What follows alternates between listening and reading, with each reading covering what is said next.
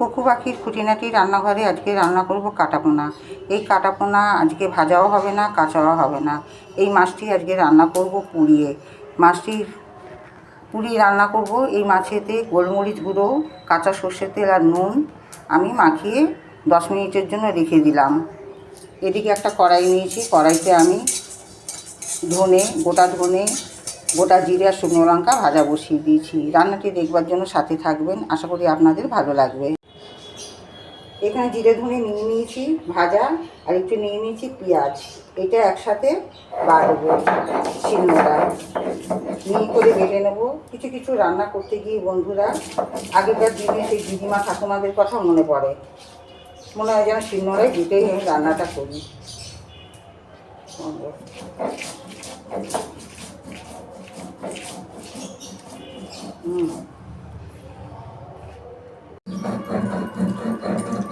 একদম দেখছেন এইভাবে বাটা হয়ে গেছে আমার মশলা। এবার আমি মশলা তুলে নেব, তুলে নিয়ে পরের খেতে চলে যাব। গ্যাস জেলে দিয়েছি, দিয়ে ছাঁকনি বসিয়ে মাছগুলো পুড়িয়ে নেব। বাবা দিমা কি আগুন ধরছে গো? হ্যাঁ, এটাতে আদিম যুগের মানুষের মতো মাছ পোড়া রান্না। ও, গরম আছে, তাও হাতে গরম লাগছে না? না।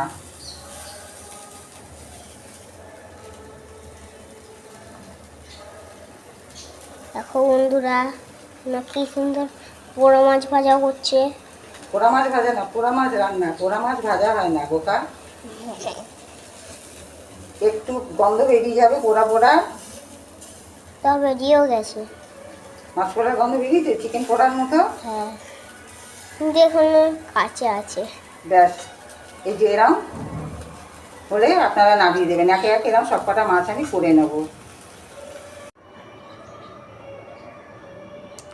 ভাজা ধনে জিরে বাটার মধ্যে আমি দিলাম স্বাদ মতো নুন, আর হলুদ গুঁড়ো, আর দিয়েছি কাশ্মীরি লঙ্কা গুঁড়ো।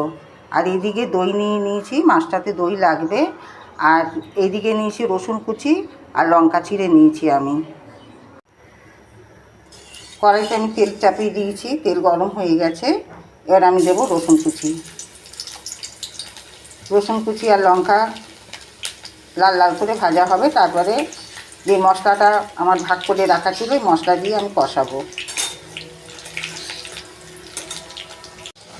মশলা কষানো হয়ে গেছে, দেখতে পাচ্ছেন তেল ছেড়ে গেছে।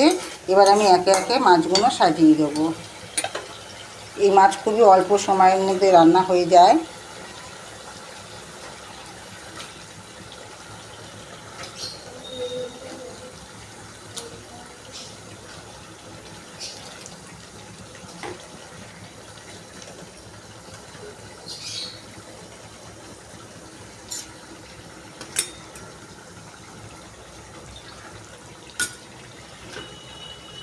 একটুখানি জল দেবো মাছটা সেদ্ধ হওয়ার জন্য, দিয়ে মাছটা থাকবে ধিমা আঁচে।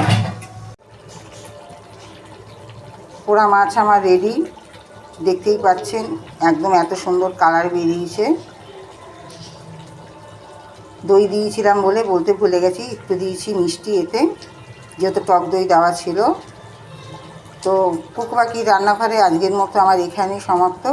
আবার আমি আসবো কালকে একটা নতুন রান্না নিয়ে। টাটা।